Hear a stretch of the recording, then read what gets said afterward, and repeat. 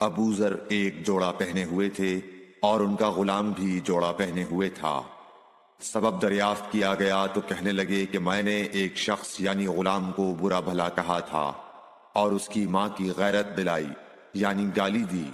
तो रसूलुल्लाह सल्लल्लाहु अलैहि वसल्लम ने यह मालूम करके मुझसे फरमाया, ऐ अबू जर, तूने उसे माँ के नाम से गैरत दिलाई है। बेशक तुझ में अभी कुछ ज़माना-ए जाहिलियत का असर बाकी है। याद रखो, मातहत लोग तुम्हारे भाई हैं।